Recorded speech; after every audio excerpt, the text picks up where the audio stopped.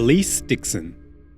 My name is Alyce Dickson. I'm the Health and Safety Rep at University Hospital Geelong, Barwon Health. What I find rewarding is advocating for my colleagues. As nurses, we are patients first, but we sometimes have to stop and think that we need to protect ourselves to do our job correctly. The team feel that they can safely go up to her and raise any concerns that they might have. Alyce has definitely done some great work around making staff feel safe at work. Occupational violence and aggression is a huge hazard in our industry. So I think my greatest achievement is I managed to get all staff to attend some sort of OVA training. Alyce was involved in all the discussions that we needed to have and was a point of escalation, and I think that was just so important for us. It's hard to put into words how much work she actually does off the ward. You don't see the amount of work and the meetings and the things she drives. I think the COVID-specific situations that we've had to deal with as HSR would be just ensuring that there was enough PPE, because if we didn't have that, we weren't safe and we weren't then protecting our patients. Given the circumstances and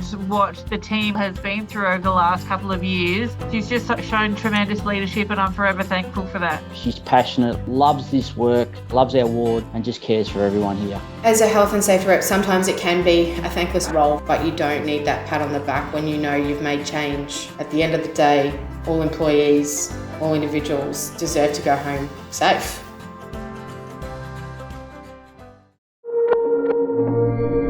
Adrian, Lidsey and Christopher Ball.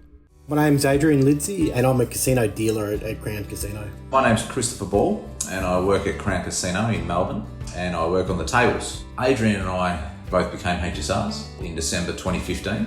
We had been pushing to remove smoking from Crown for years. It's been the bane of every health and safety rep's existence, forever and a day, that smoking shouldn't be there. I remember just seeing the haze in the room. It's just not right that people were exposed to the hazard. Given that there's a legislative exemption for Crown, we put pressure on Crown in other areas. What happened was, when COVID came out, people go, well, how can you smoke with a mask on? It doesn't make sense. We were able to get a bunch of health and safety reps from different departments together, formulate a plan with our union, and then we took those steps of engaging the workforce, getting them to sign a petition. And so we had over 700 people sign a petition saying, get rid of smoking, I deserve better. The key way that we get a message out is we have a closed Facebook group. That's the way that we can communicate with people at any time outside of Crown. We wrote to the Premier, the Health Minister, the Gaming Minister, Chief Health Officer. There was lots going on at that time. Finally, the company heard that and started meeting with us on a regular basis until we got to the point of we're ready to get rid of smoking. So by the end of 2022, there'll be no smoking at Crown Melbourne, but also Crown Sydney and Crown Perth. Chris and Adrian are great HSRs because they are passionate about health and safety in our workplace. They worked with our health and safety team over a number of years to get Crown to become a smoke-free work environment. I can't speak more highly for their passion for health and safety in the workplace. What Adrian and Chris have both been able to do is change the culture. Health and safety is a real priority in terms of when decisions are made. It's lifted the game of Crown in terms of health and safety massively.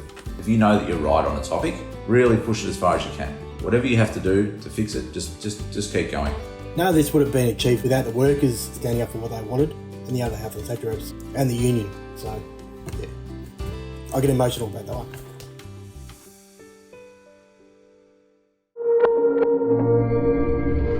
Cameron McCormick. I'm Cameron McCormick. I'm the HSR at University High School in Parkville. I became a HSR March 2020. We hadn't had a HSR previously, so it's just been a learning experience as we've gone through to figure out, okay, well, what do you do? When do we go to you? What do we talk to you about? How do you help us? All of those sorts of things. Cam went off and did that training before we even had an HSR and then came back and said, hey, this is what HSRs do.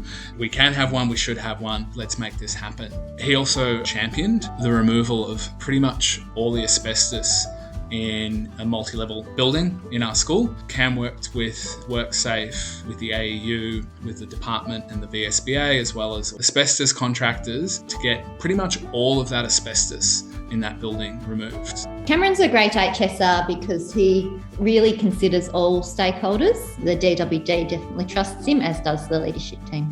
What I've always wanted to do the whole way along is to just do absolutely everything that I possibly can, keeping workplaces and employees safe. There's always more work that can kind of happen as part of that, but the culture has made a massive change and is kind of continuing to change and evolve as we move forward. As a workplace, we are so lucky to have had him in that role of HSR. I'm delighted to have Cameron as HSR. He's a real asset to the school.